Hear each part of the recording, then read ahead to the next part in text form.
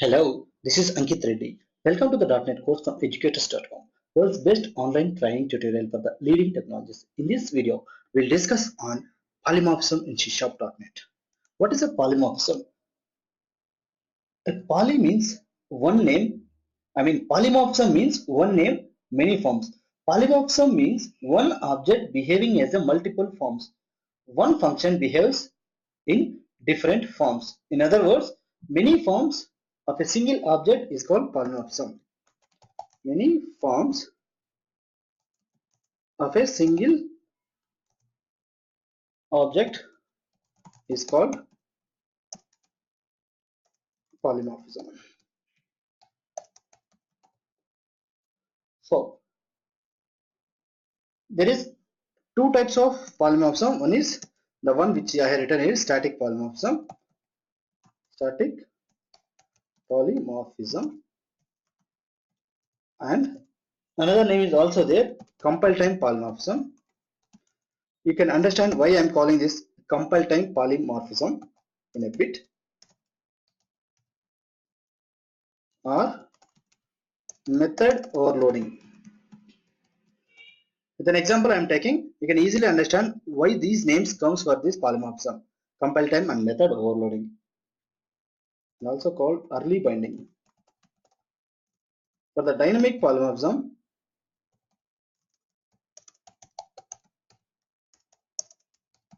we have like this kind of names, but opposite to that, we can mention it as runtime polymorphism and method overriding. Instead of overloading, we can do this overriding. Then here we can call this as late binding. All the names are same. Do not get confused in an interview. If somebody asks about compile time polymorphism, it is same as static polymorphism or method overloading or early binding. Whatever the names they are using, concept is same. So polymorphism is one of the principles of object-oriented programming. We know that C# is an object-oriented programming language. Here, poly means many, morph means forms. Till this, poly means many, morph means forms. Whatever the form we are using. Polymorphism also referred to as one name, many forms. One name and many forms. We can refer it as, I told right here, many forms of a single object is called polymorphism. In other terms, we can tell like one name, many forms, or having one name with multiple functionalities. One name with multiple functionalities. In simple words, we can use the same method name with different signatures, or signature is same but in different class. So depending on data type, it precedes as objects differently and an ability to redefine methods for a derived class. Broadly, we can categorize this polymorphism as two types. One is static, another one is dynamic. We can call static polymorphism as compile time polymorphism or method overloading or early binding. Same as dynamic polymorphism, also called as runtime polymorphism, method overloading or late binding. So let's talk about compile time polymorphism or static polymorphism first. The polymorphism in which compiler identifies which polymorphic form it has to execute at compile time. So compile time, compiler will come to know which method need to execute at compile time itself. So only it is called as a compile time polymorphism. Advantage of early binding. See, whenever I use the word differently, I wanted to make you understand these synonyms. Either I use static polymorphism, compile time, or method overloading, or early binding. Both all are same. So advantages of early binding is execution will be fast, because which method I am going to execute will be come to know at the time of compile time itself. So execution will be fast, because everything about the method is known to compiler during compilation itself. And disadvantage is lack of flexibility. Examples of early binding are overloaded methods, overloaded operators. Let us see that overloaded method. Let me take an example. Let me go to Visual Studio. Here I'm taking a class, public class, test overloading, inside which public void add method I'm taking,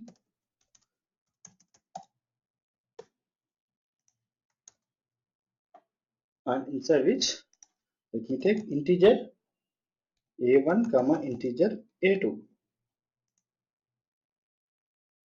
and console dot write line of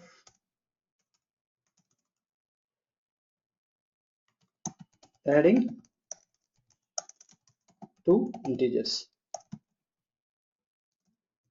is equals to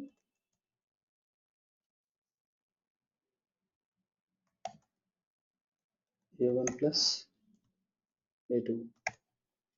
In the same way, if I take another method, what will happen?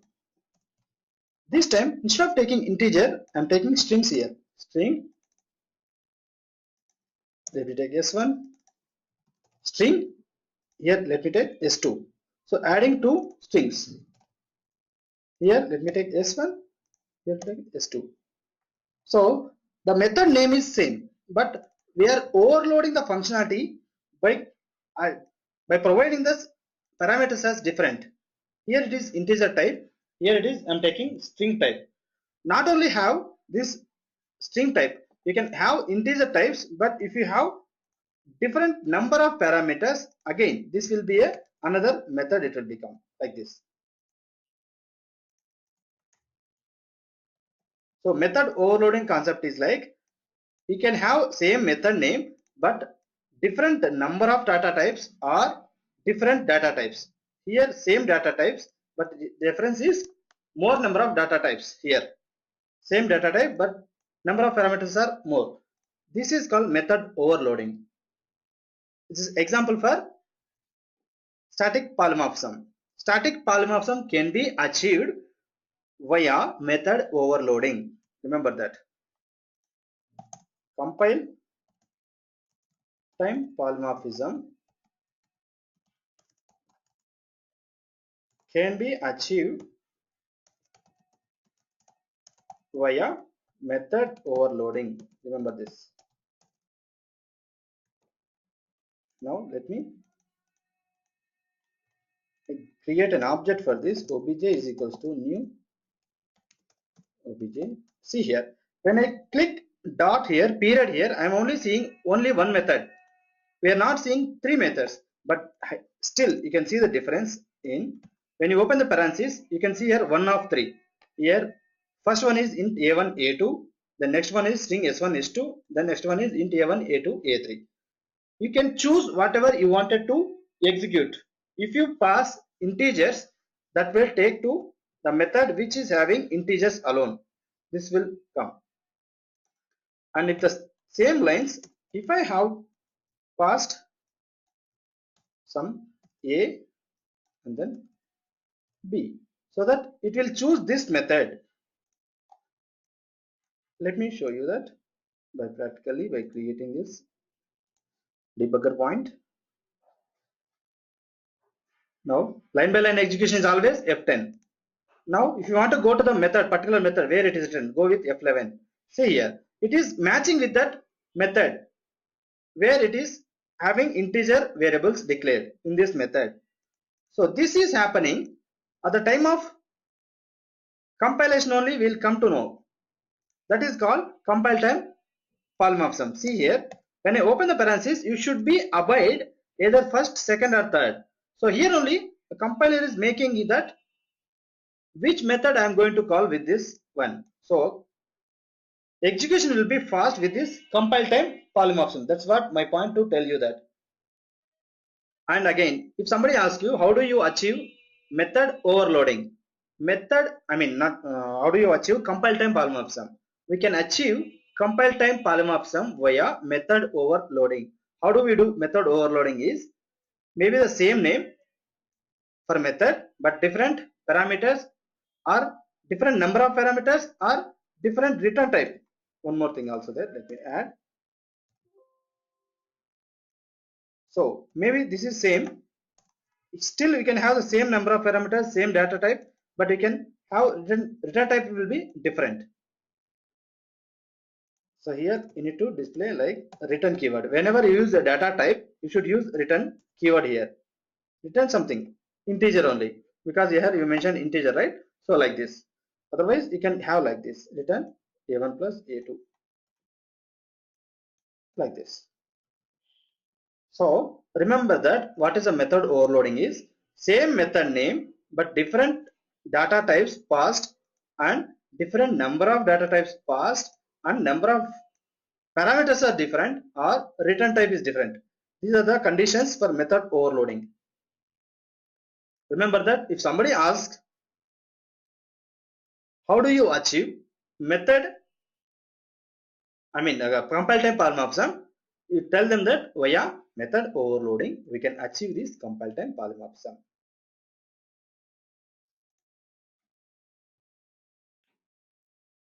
Next, let us move to dynamic polymorphism. Dynamic polymorphism is also called as runtime polymorphism. In this type of polymorphism, methods have the same name, same signatures, but different in the implementation. Let us see that with an example. As of now, let me keep this as a comments. This also put comments. Method will be having the same name, same signatures, but different in the implementation. In dynamic polymorphism, methods are overridden. So it is also called as method overriding.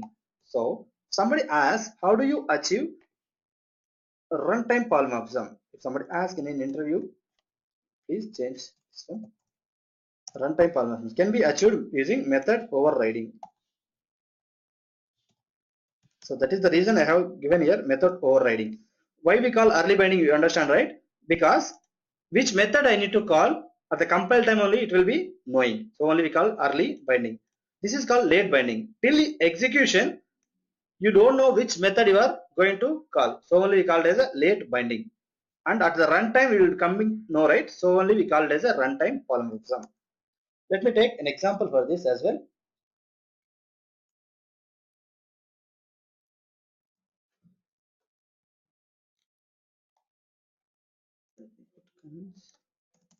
Here public class CLS shape, let me take, then public integer radius equals to 5, let me take, then public, I'll tell you that why I'm using virtual keyword here, double get area. Whenever you mention any data type here, you should use the return keyword. Please remember that. Otherwise, you will be getting errors saying like this. Maybe not. If you remove this, you'll get an error message. I'll show you that. See here. Could not or not all code paths returns a value. So you should use return keyword. Then I'm using 0 here. You'll understand why I'm using 0 here in a bit. Now let me take another class, public class CLS circle. With this, I'm going to find out that get area of the given circle or a sphere. For a circle, I'm inheriting this shape. How to inherit? With a colon. Then what is the method I'm going to use this to get area of this circle is, I'm writing a method public override, then which is of type double get area series. Get area we have got. Then we know that what is the formula for area of the circle is pi r square. Pi value is 3.14, then into radius r square, right? So I said, right? So r into r. radius into radius. This is how. See, in order to achieve compile type polymorphism, in a base class method should be decorated as virtual. In a derived class method should be decorated as override. Then let me take another class, that is CLS sphere. Then again I am going to inherit from CLS shape. Same thing again here also we need to override the method public override double get area, but this time we are going to calculate area of the sphere. Again we need to know that area of the square formula 4 pi r square. If you are from mathematics, you definitely know these formulas. Area of a circle is pi r square, area of a sphere is 4 pi r square. Now let us call from this main method. CLS shape obj is equals to new CLS shape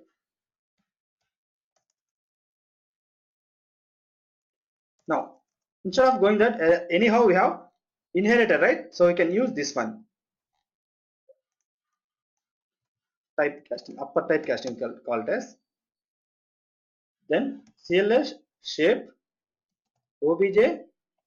Let me take obj C, obj S. This means C means circle, S means sphere. CLS sphere. Then console dot write line of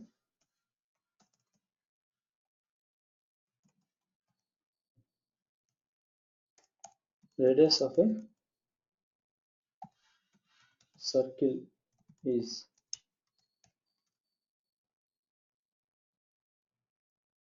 then obj C dot get area. Let me change it to area of circle. Now in the same lines we can find out that area of a sphere.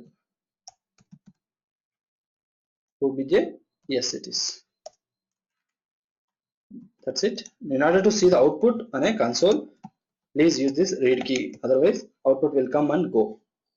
Let me see that without debugging. Area of a circle is 78.5. Area of a sphere is 4 times to the 78.5 because formula is for area of a sphere is 4 pi r square.